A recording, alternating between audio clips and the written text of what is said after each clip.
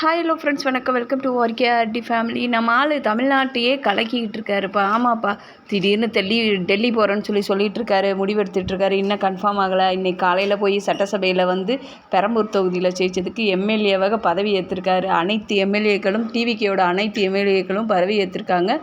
நம்ம செங்கோட்டையன் அவர்கள் வரும்போது விஜய் முகத்தில் எங்கேருந்து அந்த சிரிப்பு வருது, புன்னகை வருதுன்னு எனக்கே தெரியல. அந்தளவுக்கு தழுவுறாரு. செங்கோட்டையனை பார்த்தா சின்ன பிள்ளை மாதிரி தூக்கி இடுப்பில் வச்சுக்கிடுவார் போல், அந்த மாதிரி தான் இருக்குது. கண்கொள்ளா காட்சியாக இருக்குது. ஆமாம், எதிர்க்கட்சி தலைவர் டிவிகே எதிர்க்கட்சி தலைவர்களும் டிஎம்கேல இருந்து உதயநிதி ஸ்டாலின் ஒரு சில பேரெல்லாம் இன்றைக்கி பதவி ஏற்றிருக்காங்க. விஜய் அவர்களுக்கு யாராலெல்லாம் வணக்க வைக்கிறாங்களோ அவங்களுக்கு சிரித்த முகத்துடன் திருப்பி நம்ம விஜய் அவர்களும் வணக்க வச்சதை அனைவரும் நம்ம பார்த்துட்ருக்கோம். அதை விட முக்கியமாக நம்ம எடப்பாடி சொன்னாங்க, நம்ம ஓபிஎஸ் சொன்னாங்க. அதை விட நம்ம அம்மையார் நம்ம பிரேமலதா அவங்க வணக்கம் சொன்னோன்னே எழுந்து நின்று அந்த அண்ணனோட ஒய்ஃபுங்கிற முறையில், விஜயகாந்த் அவர்களின் மனைவி அப்படிங்கிற முறையில் எழுந்து நின்று வணக்கம் வச்சதை நம்ம அனைவரும் நம்ம பார்த்துருப்போம். மரியாதை இவங்களுக்கு இல்லை, நம்ம விஜயகாந்த் அவர்களுக்கு. கண்டிப்பாக டிவிகேயோட போய் கூட்டணி வச்சுருந்தா இன்றைக்கி துணை முதல்வருங்கிற போஸ்டிங் விஜயகாந்த் அவர்களுக்கு மரியாதை நிமித்தமாக பிரேமலதாவுக்கு விஜய் அவர்கள் கொடுத்துருப்பாங்க கண்டிப்பாக. ஆமாங்க, அடுத்து பார்த்தா அந்த சட்டசபைக்கு போன அந்த எம்எல்ஏ பொறுப்பேற்ற அடுத்து 1 மணி நேரத்தில் பட்டே கிளப்பிடுவார். சென்னையவே அத்தனை மீடியாவையும் பின்னாடி அலைய வச்சுருக்காரு நம்ம இன்றைக்கி நம்ம சிஎம் விஜய் அவர்கள். ஆமாங்க, ஆழ்வார்பேட்டையில் உள்ள ஸ்டாலின் அவர்கள் வீட்டுக்கு போய் மரியாதை நிமித்தமாக போய் அவங்க எல்லாரையும் பார்த்துருக்காங்க.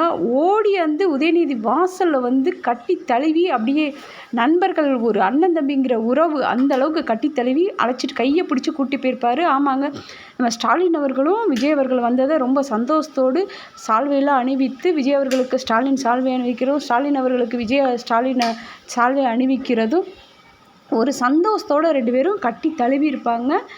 இதெல்லாம் எப்படி சொல்கிறது, அங்கிள் ஸ்டாலின் அங்கிள் அப்படின்னு பேசின விஜய், போட்டியே டிவிகேவுக்கும் டிஎம்கேக்கும் தான் சொன்ன விஜய், இன்றைக்கி திடீர்னு ஆழ்வார்பேட்டையில் உள்ள ஸ்டாலின் அவர்களை சந்தித்தது நினச்சி கூட பார்க்க முடியாத அளவுக்கு மக்களாகி நம்மளுக்கு இருந்தது.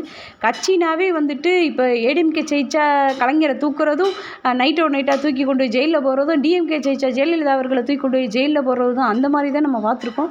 இது புது விதமாக எல்லாரும் சேர்ந்து, நம்ம யாரும் எதிரிகள் இல்லை, எல்லாருமே நண்பர்கள், நான் மக்களுக்காக தான் சேவை செய்ய வந்திருக்கேன், நான் உங்களை எதிரியாக நினைக்கல அப்படிங்கிறது மாதிரி பல அரசியல் கட்சி தலைவர்களை நம்ம விஜய் அவர்கள் இன்றைக்கி சந்திச்சிருக்காங்க. மீதமுள்ள அரசியல் கட்சி தலைவர் எப்பப்போ சந்திச்சாங்க, என்னென்ன பேசினாங்கிறத அடுத்த வீடியோவில் கண்டிப்பாக சொல்கிறேன். வீடியோ ஸ்கிப் பண்ணாமல் பாருங்கள். வீடியோ பிடிச்சிருந்துச்சுன்னா லைக் பண்ணுங்கள், ஷேர் பண்ணுங்கள், கமெண்ட் பண்ணுங்கள். கண்டிப்பாக உங்களுடைய கருத்துக்களை கமெண்ட் பாக்ஸில் சொல்லுங்கள்.